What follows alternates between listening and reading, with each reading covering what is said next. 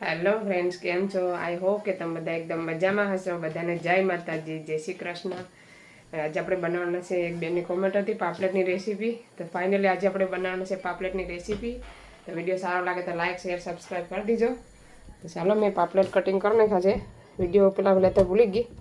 તો આપણે બનાવવાનું ચાલુ કરીએ. મસ્ત મજાના કટિંગ કરીને ખારવી નાખાશ. 2 પાપલેટ મોટા કાઢેલા હતા. જો આવી રીતના પીસ રાખવાના તમારે જેવા જોઈએ એ પ્રમાણે. તો ચાલો બનાવવાનું ચાલુ કરીએ. ચાલો મેં તેલ રાખી દીધું.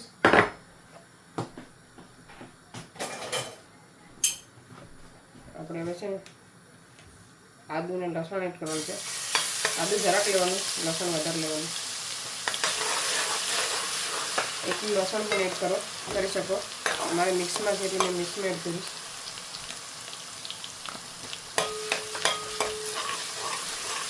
મસાલાવાળું થોડુંક મસાલો બકાલામાં નાખ્યું ને એટલે મસાલાવાળી સમસેથી ને મસાલા લસણને થવા દેવાનું છે. પછી આમાં બને છે વેજીટેબલ બધાનું શાક. મસાલામાં હજી પાકે છે ગવાર, બટેટું, પાંદડી, હિંગ, રીંગણું, બટેટા, 6-7 આઈટમ, 3-4 આઈટમ છે આમાં. મસ્ત મજાનું બકાલો આપણી પાકે એટલે આપણે પાણી એડ કરી દેવાનું. ચાલો લસણ થઈ ગયું એટલે મસાલો એડ કરી દેવાનો.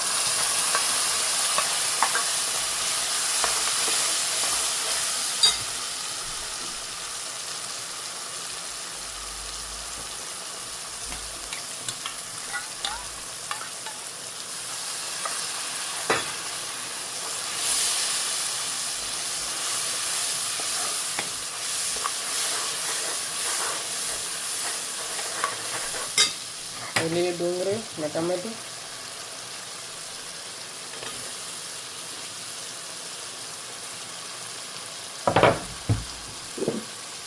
સ્વાદ અનુસાર નિમક,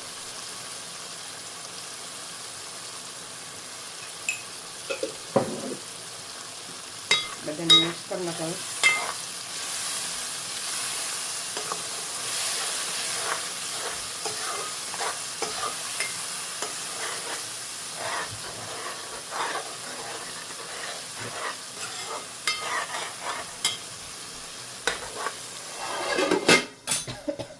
પાકવા દેવાનું.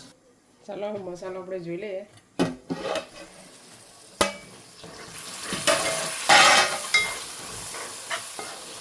મસાલો પાકી ગયો.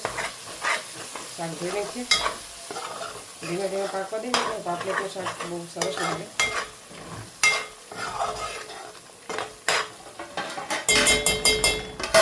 ચાલો આપણે શાક ધોઈને કરી દઈએ ફટાફટ. ચાલો આપણે શાક એડ કરી દઈએ.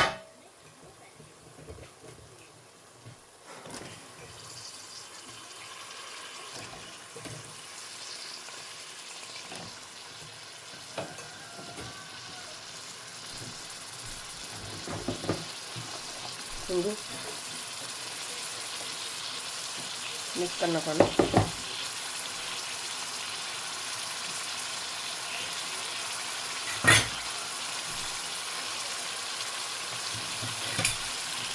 મિક્સ કરી નાખીએ.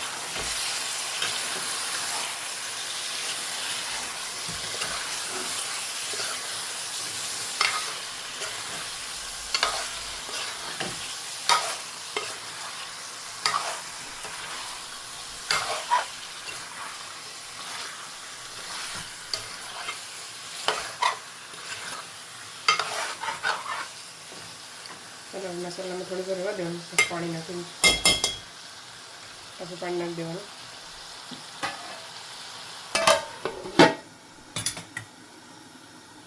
ચાલો પાણી એડ કરી દેવાનું છે.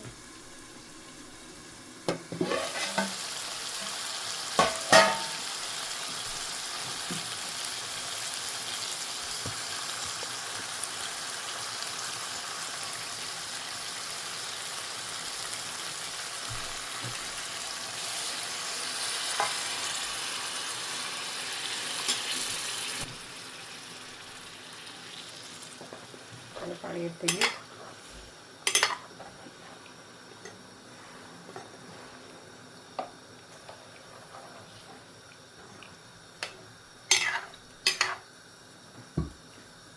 બાકી છે. પછી બતાવો કેવું બન્યું છે. ચાલો ફ્રેન્ડ્સ, શાક રેડી થઈ ગયું છે. હું બતાવું તમને. તો જોઈ શકો છો મસ્ત મજાનું શાક બની ગયું પાપલેટનું. તો ચાલો બધા આવી જાઓ જમવા, અમે જમી લઈએ. તો ચાલો હવે આ વિડીયોને અહીંયા છે એન્ડ કરીએ. તમને અમારો વિડીયો કેવો લાગ્યો, સારો લાગ્યો હોય તો લાઈક કરો, શેર કરો, સબસ્ક્રાઈબ કરો. મળીશું નવા વિડીયોમાં. બાય બાય, જય શ્રી કૃષ્ણ.